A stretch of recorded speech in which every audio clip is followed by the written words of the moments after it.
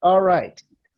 Welcome to another episode of Do Hard Things. My name is Mike Dowling, and I have with me today the former CEO of Onica and now current Senior VP of Rackspace Technologies, who has acquired Onica over the last year or so, to have a conversation with me with regard to Do Hard Things. And I'm really quite excited, Stephen, to have a conversation with you today. And thank you for joining me right before Thanksgiving holiday. No, thank you. Great to see you, Mike. And, I'm a big fan of what you and Chip are doing, and I've tuned in to some of the episodes so far and really pleased to be able to come on and chat with you today. No, I appreciate it. And thank you very much. People do ask quite a bit why we choose Do Hard Things as a mantra and really what it means. And simply, I'm looking for an understanding of the concept of Do Hard Things. And I'm looking to shine a light on the different aspects of Do Hard Things that we run into in our day to day. And there's a few different ways to look at doing hard things. One is the physical part of it. The idea of doing things that are hard, physical things like lifting heavy weights.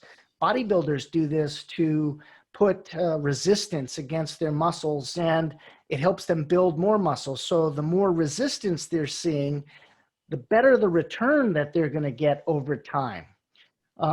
There's also the conceptual concept of doing hard things where, thinking big is hard to do, but you have to think big in order to devise strategies, whether it's for business or anything that requires a plan to execute. And then, of course, there's the execution of doing hard things that requires maybe some discipline in order to achieve what you're trying to achieve. And that can come in the form of, how hard it is to diet, because you have to consistently focus on nutrition. And it's difficult to do because that discipline requires maybe a little repetition, or even the execution of following a prescribed series of steps to complete maybe a business plan or a selling motion.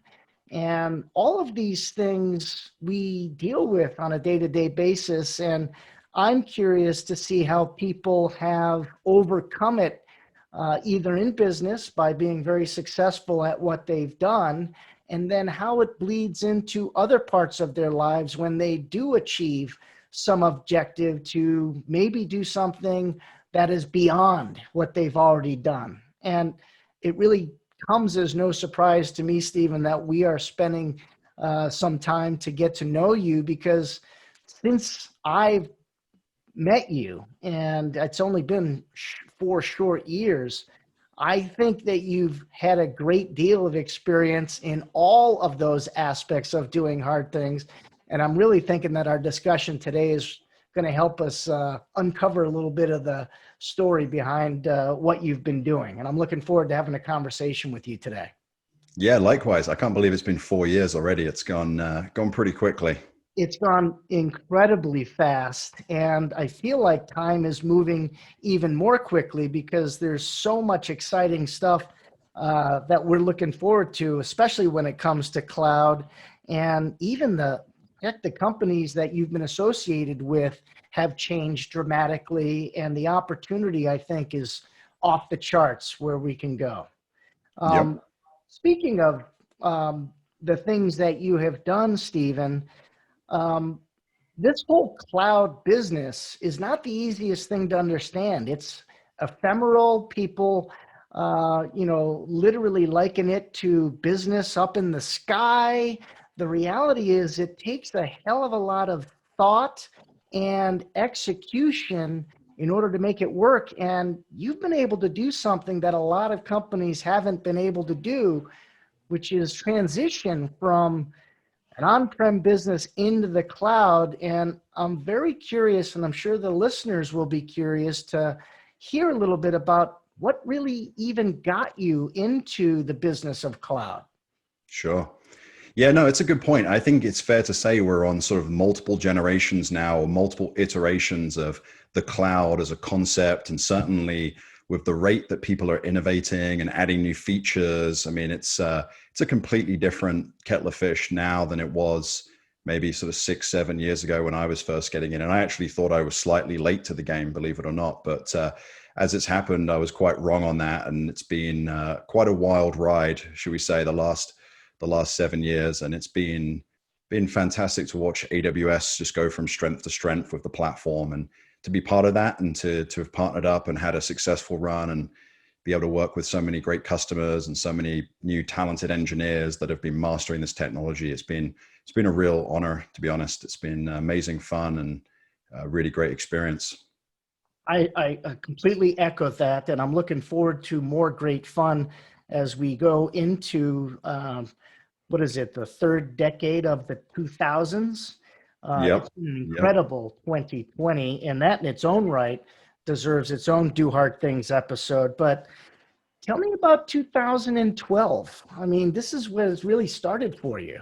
Yeah, yeah. So 2012, I actually was on a career break at the time, studying a Masters of Business, an MBA program at a school in the UK at London Business School. But I always had, ever since I was a kid, had one eye on the US and wanted to make it out here to try and live the American dream. And fortunately, I had a chance to get out to the Bay Area, and I had a semester studying out there, which was really where I first learned about AWS, and seeing all of these amazing startups coming out of the Bay Area using AWS as the foundation of building these new businesses. It was just very inspiring. It took me all of about 15 minutes to sort of put two and two together. My background prior to the MBA was more in the traditional, let's build you a data center type space. But seeing these companies just scale globally with AWS in hours and minutes, it just blew my mind. And within about 15 minutes, I actually initially thought it was Amazon Web Sense for some reason. But when I'd Googled it and figured out exactly what it was the penny dropped for me very quickly. So I really just started my attention on how can I build a business that can help as many companies as possible use this amazing technology. I had a very, very strong conviction, and thankfully that conviction turned out to be correct, and AWS has grown to become the amazing business that it is today. So you obviously you're what we would call the early adopter, but it was just you basically as a student. So how did you take your idea and convince somebody else to follow you with that idea? Yeah, I mean, I weighed up the ideas in my head in terms of the way I could actually pursue this kind of opportunity. I mean, one of my thought processes were, do I just try and build a company from scratch, design a brand, really scale it from a true zero upwards? But I actually leaned more towards, why don't you take something that's already in play, something that's got a bit of momentum and activity, ask for help, I guess, almost immediately before even starting, and bring in some investors. And I found a Microsoft partner by the name of CorpInfo that was based in Los Angeles. And it proved to be the perfect platform for initially starting an AWS practice. And then we went on to then spin that out and truly found a separate company called Onica that we grew over the next 2 or 3 years. And Onica, tell me a little bit about how CorpInfo spun into Onica. Yeah, I mean, I think, the challenging thing or the hard thing about trying to build an AWS practice in a business that was very loyal to Microsoft is obviously, there's certain traditional ways of doing things that you have to break down there. And actually, I was really, really pleasantly surprised with how warmly we were welcomed in and how much support we got from the business. We made probably a pretty good pivot, I think, towards AWS. But we had just gotten to the point where this was really 3 years in, probably beginning of 2017, where we felt that if we were standalone, if we had separate funding, we could think big. I mean, CorpInfo, very focused on the West Coast. We wanted to try and tackle most of the US markets and to expand even into different countries. So I ended up raising a small investment round, and that was how we spun out. And we picked the name Onica purely because we were founded in Santa Monica, and we sort of chopped the front part off and came up with the name Onica. And actually, it was one of the best things we could have done because it made people feel that they were really building something new here. And yes, 30 years of history was fantastic to have, but also pioneering and building something new in the Amazon cloud space was a great mission to set ourselves. So we took that funding, spun the company out, set some big goals to expand, and then we were heads down focused for the next couple of years.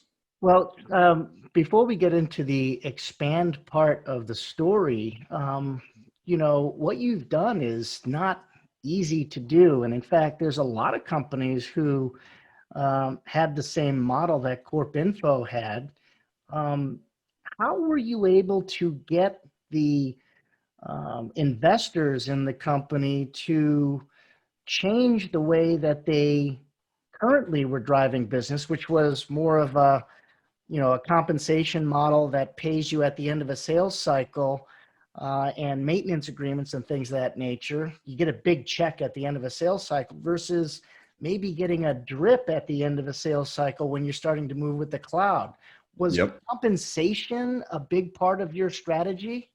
Yeah, I think that probably the hardest part of it, especially for the ownership and the investment side, is shifting your mindset from one of making profits and taking profits now to actually taking those profits, reinvesting them into growth initiatives, knowing that, of the 5 initiatives that you back, maybe 4 of them will fail, but one of them will really come true and pay back for you. So, shifting that focus into the leadership of the business, really saying, okay, this is not going to be a quick, profitable win for us. We have to build a new business model. We have to take what was working for us in the old world, figure out what's not going to work in the new world, and then evolve and to, really build new practices. For example, when we were building our resale business, cloud resale was not really the biggest thing in 2013, 2014. I feel like we were very early in that space, and shifting our focus to that kind of model where you're not going and selling 1,000 servers, shipping them to a client and making a quick commission check,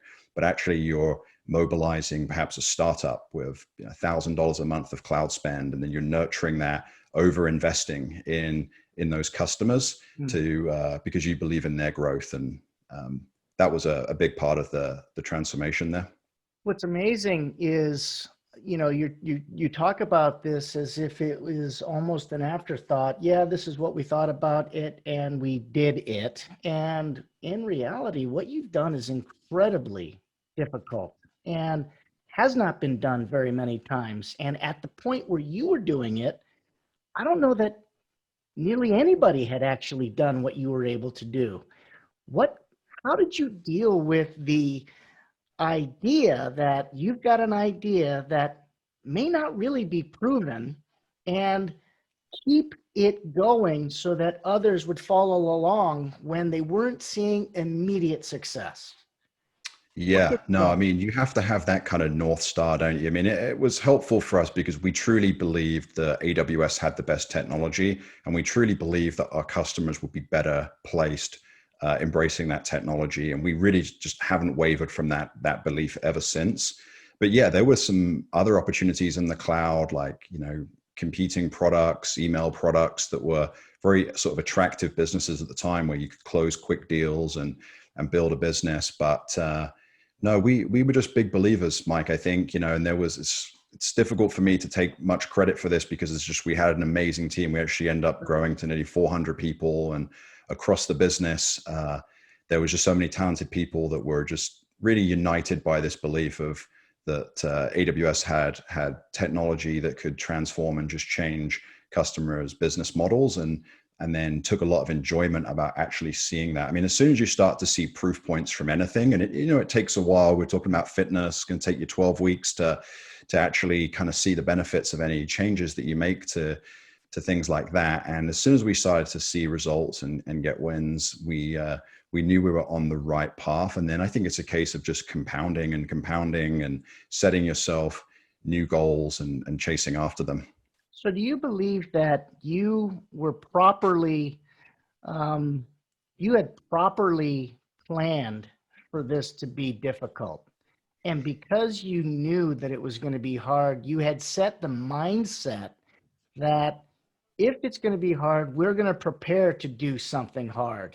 And Yep. when you actually went to go and execute, was it really as difficult as in your mind you thought it was, or were you properly prepared to handle the difficulty? Sure. And I mean, tell me about that. I would say I actually spent the first 6 months thinking that this was going to be a lot easier than it actually was. I guess 2 or 3 days in, literally 2 or 3 days into the country, and I had an opportunity through Corp Info to pitch for a pretty large cloud migration, and I was getting positive signals from the customer, and I thought this is going to be a slam dunk. Obviously, the market's well educated, and I set myself up on the wrong foot. I was very, very overly optimistic about things. Obviously, I then lost that deal and lost the next 5 deals. And sort of 6 months in, I was sitting there a little bit, sort of crying to myself and feeling sorry for myself. And it wasn't until I actually was able to lean into the difficulty of this and to actually say, hey, this is going to take some time, and really bring others in and start thinking more optimistically about, hey, we're gonna be able to achieve this if we have the right energy and the right focus, that we made a change. But yeah, I think there's so many quotes about this. There was actually a book that I was reading at the time. You've probably read it, Mike. It's called The Hard Thing About Hard Things. Ben Horowitz, who's an investor in the Bay Area, and one of the probably the best quotes that I remember from that, and he's talking about building a business, was he just said, learn to love the struggle. If you can really enjoy what you're doing and almost love the grit of building something and the challenges that get thrown at you, then you're spending your life doing something worthwhile, basically. I haven't read that book, but I just wrote it down because I will be reading it. I know It's a a little fun bit story. about learning to love the struggle. Um, the Ironman Arizona got canceled 10 days before we were supposed to race. That was November 22nd, a couple days ago. And you think, oh my God, 10 months of training. Um, the crazy thing is, I'm like, okay, I get to train another 5 months for Ironman Texas now. So the training will continue. You really do. If you look forward to the day to day, the actual event when you have it or success that you get, it becomes the reward, but you really get to enjoy the day to day journey to get to that piece. Yep. Am I making sense? Absolutely. You're Yeah. making absolute sense. And I've heard this from, a lot of athletes that prepare for the Olympics and things like that. They put 4 years into it. They go there, they have their event, and it can be tough to pick yourself up after that as well, because you're so laser focused on this goal. And I think that's why it was helpful for us to make several step changes, bringing the private equity capital into the business, actually starting to acquire businesses as well. We made 2 acquisitions along the way as we were growing. We started to have a responsibility to a lot of people. We had a big responsibility to our customers, big responsibility to AWS for the partnership and how much they had invested in us, and then to all of our employees and the companies that we were buying to expand. And leveling up, setting new goals, and taking people through that, where sometimes things didn't look great. I mean, a lot of the time we would be kind of concerned that the company was going to go out of business the next quarter. We would be worried about key deals, especially if you're pushing yourself to take risks and to try new things. And there was a lot of that venturing early days in the cloud, where people were trying new technologies and products before anyone else really had done them on a mainstream scale. And that was a lot of fun. And the companies that would be bullish enough to go and try these new technologies, they really inspired me a lot. And fortunately, we had the opportunity to work with 6 or 7 companies that have gone on to become unicorns, and taken a lot away from those experiences. Well, since you got your investment in 2017, that's when you started to execute on your plan. And of course, nothing goes as planned the way that you write it down. You have to pivot and you have to keep going. And then you have to apply the discipline that you've got the right idea. You just need to continue to roll and not quit on that idea. When did you realize, at what point did you realize that you were on the right track and you were going to be successful? How long did that take?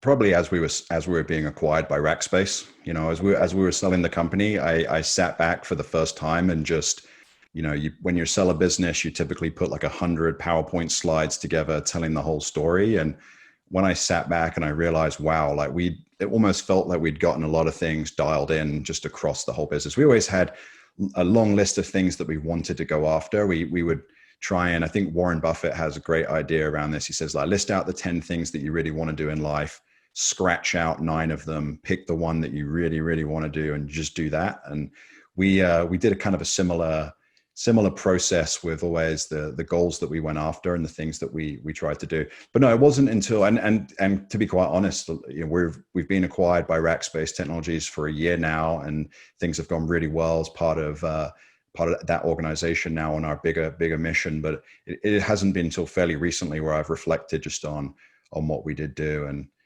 how it grew so quickly. Because in that 2 years from 2017 to 2019, that was really lift off mode for us. I think we grew about 10x, grew to 400 people, Well, 12 offices, so hundreds you, of millions of revenue, thousands of customers. I mean, it was, when you sat back and looked at it, it was like, wow, okay, we did a lot. Yeah. well, here's what's amazing to me. How much management experience did you have prior to you growing an organization 10x in something that most people still didn't know much about, which is in the cloud?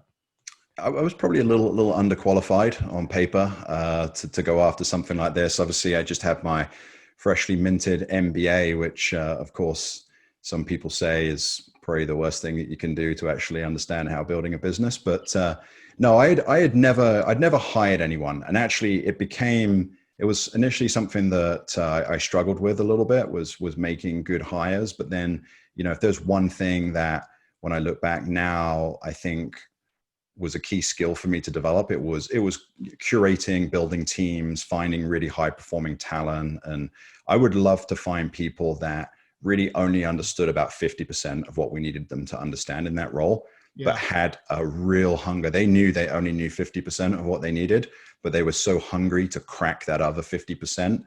I hired people like that all day long. And if you look across the business, the organic talent growth and development was such a rocket ship for growth of the company. I mean, it was that personal growth that we were able to create for people was the reason why we were successful. And I'm very fortunate to be able to, take some credit for that. But really, it was down to the success of that team. that's fantastic. I'm telling you. So basically, you created a culture of positivity and can do, just based off of your own experience and learning how to navigate, I think, a very difficult role. And now that you've seen that success and you're with a larger organization, what are you doing to motivate and inspire yourself to do something more? How do you top what you've done? Sure. I mean, the reason we thought Rackspace Technologies was such a good fit is we just wanted to lift the company up to have a global customer base and a global backbone. And I'd been tracking Rackspace over the years, and obviously very early leaders in the cloud computing space and infrastructure on demand, and then some pivots and acquisitions deeper into the services space. And the thing we really liked about Rackspace was, it was big enough to give us global scale, but also small enough that we could make a real impact. I mean, the 400 of us that joined Rackspace a year ago have been able to take on new responsibilities within the business, go on and do new things, and help increase the transformation program that we've got going on over here at the moment. And so prior to us, finishing up this conversation, I'd like to kind of delve into a little bit more about what motivates Stephen Garden on maybe a personal level. How do you approach your day? What gets you up out of bed every day? Wow, that's a good question. Do you know possibly the most motivating thing I've ever heard someone say to me? I had a professor, this is at Berkeley, my final class. We had three phenomenal professors, and there was one professor in particular. I just never forgot this acronym, and it was actually something that I would write down in front of my sales team. But he was sitting by the whiteboard. He wrote LLO, and that stood for live the life less ordinary. So do things that others haven't done. Try and challenge yourself to do things that the average person would say is impossible, and that just stuck with me. And I was always really, really focused on that. And I would say, yeah, I mean, I'm quite singularly focused on one thing at a time. And whilst we were really scaling Onica aggressively and focused on that business, it became way more than just even a career. It was a real passion for me, and it still is a passion. And I'm now more in a phase where I can somewhat sit back slightly and admire just kind of the things that the team are going on to do, which has been nice. But yeah, I always like to set myself some kind of ambitious goal. I've just started training with a boxing trainer. He's former Olympian actually himself, and that to me has been a big learning curve. Yeah, that's the kind of stuff that motivates me. Trying to live a life that was a little less ordinary than perhaps if you just Oh, that's straight good. line kind of the normal I development. love that. LLO, live the life less ordinary. Learning how to box. Tell me about what it's like to learn from an Olympic athlete. I mean, is it a totally different experience than what you thought it would be?